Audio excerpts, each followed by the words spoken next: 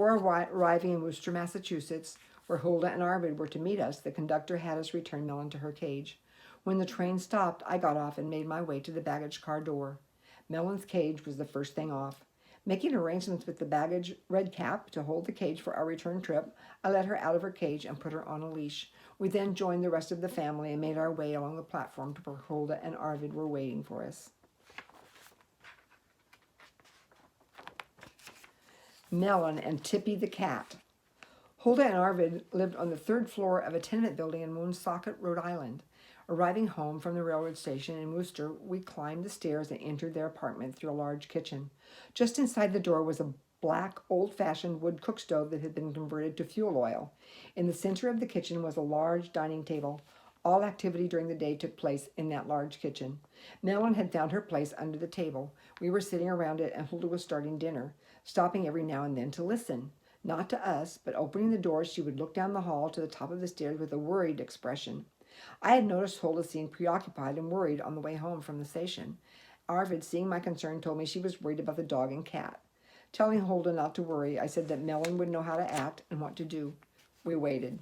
Finally, we heard him coming up the last flight of stairs and down the hall. Tippy's claws were long, the stairs were wooden, the floor of the hallway was covered with linoleum, and the clicking was easily heard. Tippy stopped outside of the kitchen door, which was closed but not latched. A couple of minutes passed. The door slowly opened a few inches, enough for him to see Melon under the table. Melon kept absolutely still. It seemed an eternity before he came part way through the door, where he stopped again and kept watching. Melon had her head on her paws, didn't blink or move a muscle. The stove stood out from the wall about a foot. Walking behind the stove, Tippy made his way to the living room, where he turned, peeked around the door jamb, and watched Melon. Melon never moved a muscle. Crossing in front of the stove, Tippy made his way across the kitchen into the back hallway, where he turned and watched again. Seeing no movement from Melon, he made her way across the kitchen a couple of feet closer to the table. The fourth time across the kitchen, he was close enough to sniff Melon from her tail down to her nose. Tippy looked into Melon's eyes. She still hadn't moved. Sat down, looked at Hulda, and if expressions could talk, was saying, "She is welcome, and where is our dinner?" We all heard a huge sigh of relief from Hulda.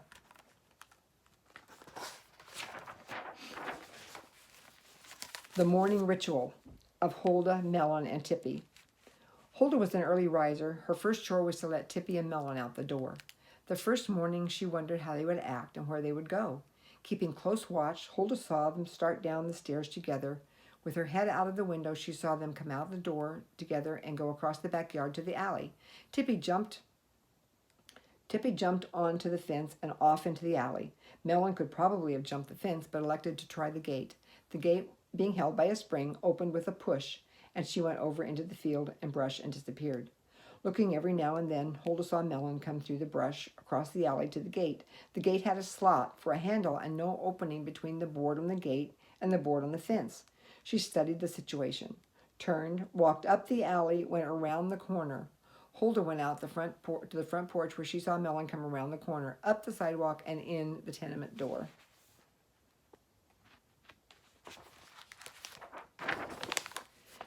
Melon and the cat at the drugstore. The drugstore was a hangout for the guys in the neighborhood. The ones who were retired, those that were unemployed, night workers who would spend a few hours before going to work, and the early morning workers who would spend their afternoons at the drugstore. Plain, shiftless non-workers were not encouraged. The back room was equipped with a table and chairs where the guys played racehorse rummy while waiting for race results. An alley cat had adopted the drugstore as its home. It had been heartily accepted by the owner and the members. The cat lived like a queen. It ate the best of food, slept, and had kittens in the display area of the store window. Besides choice food, it was fed vitamins, and if anyone heard of a new fertility pill, it would be introduced into her diet, the object being to increase her productivity in the huge window. To increase her productivity, In the window hung a huge chart. Each litter was posted, the time, day, number of kittens, colors, and sire of the litter, whenever it could be determined. Several times they were successful in choosing the father of the litter. Fellows would canvass the neighborhood and pick out tomcats that seemed to sire large litters. If they heard of a cat out in the country or anywhere, they would try to borrow it. If the owner of the cat wasn't agreeable and it seemed extremely prolific, they would kidnap and return it. Without Huldah's knowledge, Arvid was able to have Tippy become the proud father of a litter of 4, which was a very small number. He was told about it in no uncertain terms and delegated to use the back door and not to come in the front of the drugstore until further notice. The back door was the punishment for any member who had an idea, a scheme, or just any little thing that didn't turn out to the liking of the other members. Arvid, not having been down to the drugstore for a few days, asked if I wanted to take a walk. Taking Melon along, we left the house and walked down Fairmont Street to 2nd Avenue. The drugstore occupied one corner. On the way down, Arvid told me about the cat and the cat's ability to let no dog stay in the drugstore's vicinity. Having absolute faith in Melon's ability to cope with the cat and being assured by Arvid that the owner would have no objections, we entered the drugstore. We hadn't progressed into the store but a few feet when a ball of fur left the windowsill in a looping leap. Melon, having seen her, squatted down and lay perfectly still. The cat landed astraddle of Melon's back, but before she started clawing, she sat up with a puzzled look on her face, looked up and down the length of Melon, got down on the floor, checked her from one end to the other, smelled her nose, looked into her eyes, sat down, and you knew she was thinking, "You're welcome in my store anytime." We visited the drugstore several times. The cat would always greet her and walk across the floor with Melon to the back room. Melon's love for great-grandma. Melon loved soft-speaking people. Great-grandma Baloo had the softest voice of anyone I've ever known. When Uncle Charlie drove her over for a visit, Melon would go out on the screen door and down the driveway to meet them before Charlie's car was in sight. Melon could distinguish the sound of their motor from any other.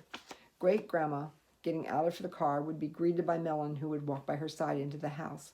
Whenever she would sit, Melon would lay down beside her. If Great-grandma took a nap, Melon would follow her and lay beside the bed. She didn't make any fuss over Melon. I had to attribute Melon's love for her to Great-grandma's very soft voice and Great-grandma's love for everyone. Melon playing hide-and-go-seek. Melon played hide-and-go-seek exactly like the kids played it. The hiding part wasn't quite so good. Someone had to tell her where to hide, but her speed getting back to the goal was very fast. When Melon was it, she put her paws against the wall and her head on them, just as the kids did. When someone hollered, "Ready," she started hunting. Melon had no ability to follow with scent, and her sight was much inferior to other dogs. If she was running fast, she would often run right by the kids. We had been given a pedigreed Cocker Spaniel named Judy. If she was outside when they were playing, she would watch, go where they were hiding, and bark to get Melon's attention. The hiders didn't have a chance. Karen would holler, "Dad, put Judy inside. She's snitching on us." Melon and the Strawberry Patch. The place on Kelsey Road had a beautiful, bountiful strawberry patch consisting of several rows about 30 feet long. One weekend, picking strawberries to process and take to the freezer box we had rented in North Kansas City, I had company, a neighbor and friend, Bobby Croney. Bobby walked along beside me, visiting as I picked the last 2 rows. Needing another container to finish picking the patch and not wanting to stop, I told Melon, who was crawling along behind me, "Go find me a bucket." I pointed at the house. I was a little skeptical, not having done it before. I had no idea what she would find or what she would bring. I crossed my fingers, and Bobby had a skeptical look on his face. We watched Melon go to the house, run around it, and the second time around, she had Karen's sand bucket. Thanking her and petting her, acting unconcerned. Bobby was amazed. I finished picking the bed of strawberries. Bobby and I went into the house for a cup of coffee. While we were drinking the coffee, Bobby asked Karen's mother if she had given Melon the bucket. She said no, but she had seen Melon go past the house a couple of times and saw her pick up the bucket up out of the sand pit. She wondered, but didn't realize what the bucket was for until Bobby asked.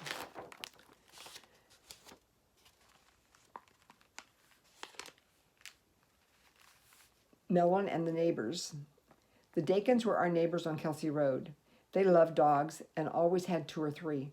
Although there was no fence between our lots, their dogs seldom strayed into our yard. At this particular time, the Dakins had 3 young dogs, half shepherd, half something else. They were constantly playing, chasing each other, hiding and jumping unawares on first one and then the other. Every so often, one of the dogs would do something that annoyed the other 2, and a friendly fight would start. The growling and snarling and tangling together sounded like they were tearing each other apart. If Melon happened to be on the porch, She would leave it on the fly, rush over, throw one dog one way, one dog the other, and return to the porch and look at them with a stern, reproving look. The 3 dogs would sit up, stare over at Melon for the longest time, then go back to playing. Melon in the playground. The children at the playground were always pleased when I brought Melon. Crowding around, they would ask me to make her do something. I would say, okay, but I have to have a cigarette first. Feeling around in my pockets, I forgot my cigarettes, I would say. Melon, pointing at the car, go get my cigarettes. Running to the car, she would pull on the strap fastened to the handle, open the door, and return with the cigarettes that were on the back seat. Melon, pointing at the car, you forgot the matches again. Returning to the car, into and onto the back seat, she would jump over into the front seat where I had placed the matches, pick them up, and bring them to me.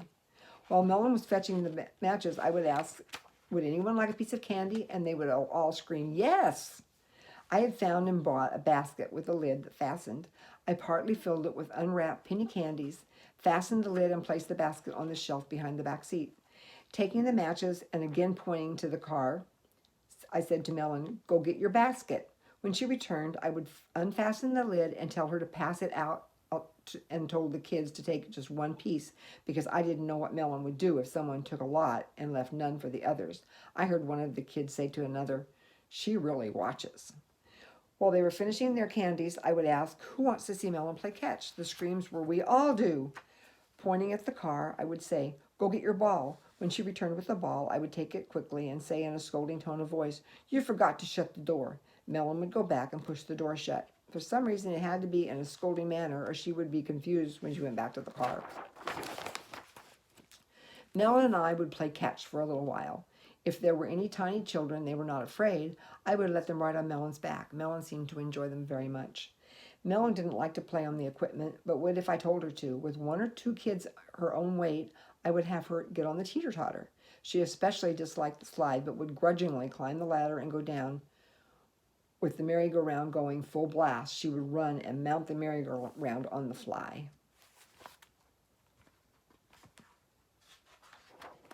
Dinner time for the cats and dogs. We always had a few cats and a few dogs when we lived on Kelsey Road. Each dog and cat had their own dish or pan and would eat their dinner at approximately the same spot, some inside, some out on the porch. While our dinner was cooking, Karen's mother, Rilda, would prepare the dishes and pans for the animals. Every now and then, she would have Melon help her. Preparing a dish, she would call Melon, say, Judy, and give her the dish. Judy ate on the porch. Rilda would open the door, and Melon would carry the dish to Judy or place it where she usually had her dinner. They continued doing this the same for each cat or dog. She knew each one by name and never made a mistake as to where they all ate their dinners. Karen and her guardian angel. From the time Karen could toddle, she had a penchant for getting away. She knew the exact moment her mother's attention was taken up in some chore, and off she would go. We had just moved into a new home in Tonganoxie, Kansas, a short block and a half from a busy, dangerous curve on the highway. Karen had never been able to or attempted to open the door. Her mother, feeling safe, left her playing in the front room and went to another part of the house to do her housework. Returning a short time later to check, she saw the front door open and Karen gone. Running out and down the street, she saw a woman. Returning a short time later to check, she saw the front door open and Karen gone. Running out and down the street, she saw a woman, Karen, and Melon headed back towards the house. The lady, her name was Khaki, lived on the corner, half a block from the highway. She saw Karen toddling as fast as she could go, come down the block, heading for the highway. Before she could leave the window, she saw Melon come speeding down the street and place herself between Karen and the highway. Karen would try to go around Melon, first one way, then another. Melon would go ahead or back up, stopping her progress. Khaki watched the antics of Karen and Melon for a few minutes, and having seen Melon in our yard, went out with the intention of leading Karen home. When she tried to take Karen's hand, Melon wouldn't let her, so she was coaxing them up the street when Karen's mother came down the street on the run. Melon and the Hitchhiker. We were traveling west, towing a house trailer. After a 6-week stop in Colorado Springs, we continued west towards Grand Junction, Colorado. It was late evening, but still daylight. Up ahead, I saw a car parked beside the road. About 100 feet beyond the car stood a man with either his thumb up or palm out. I was never sure. We had not stopped but for a few hours. I knew our collie would want to relieve herself and have a good run. I pulled over to the side of the highway and stopped. Melon and I got out of the car, walked to the rear of the trailer towards the son who was approaching, towards the man who was approaching. Before I could ask what his trouble was, the hair on Melon's neck began to rise. She began to growl and go into a crouch. Grabbing her collar, I looked the man over, saw nothing threatening, but with absolute faith in Melon's instinct, said, "I trust my dog. If you don't leave, I'm going to let her go." Without a word, he went to his car, started it, made a U-turn, and sped up the road. Melon saving Karen from drowning. We left North Kansas City, Missouri in a car with a 28-foot house trailer. We headed west with the intention of stopping and working at places of interest. Our first stop was Colorado Springs. Our second stop was a trailer court on the outskirts of Grand Junction, Colorado. Along one side of the court ran a cement-lined irrigation canal, and on one end a large open field. A plain barbed wire fence separated the canal and open field from the court. After disconnecting the car, leveling and setting up the trailer, I drove downtown to the Union Hall to inquire about work. Karen's mother was left to straighten up the inside of the trailer, removing the pillows that protected the dishes, cups, and glasses in the cabinets while we were traveling. Whenever Karen was outside unattended, Melon was sure to be at her side. Several times I had seen Karen try to send her home or away. Melon would just drop back, tagging along behind, ever ready to keep her out of mischief, trouble, or danger. On this day, having been cooped up in the car, Melon had things to do. Unless it was downright unavoidable, she never left a mess for anyone to clean up. She took off for the field. Karen, seeing her mother busy and Melon in the field, took off up through the court. She spied the canal, crawled under the fence, and headed for the water. A tenant washing her car noticed Karen. Before she could get her attention, she saw Karen fall in. At the same time, a dog shot past her, went under the fence, over to the canal, laid down, and grabbed Karen's dress. Melon was doing her best to pull Karen up the cement bank when the lady got there and helped pull her out. Melon, by this time, knew when a person was trying to help. She let the lady push Karen under the fence, crawl under herself, pick Karen up. She was cold, scared, and crying, and carry her down through the court to the trailer. Karen's mother handed the lady a towel and invited her in for coffee, which the lady accepted. She changed Karen's clothes as they visited. That night, we took the lady and her husband out to dinner. I hope that you have enjoyed these stories. We have many more that I hope and pray that one day you will all be able to read and look at. So just let me know if you've enjoyed hearing these stories. I love all of you. Bye.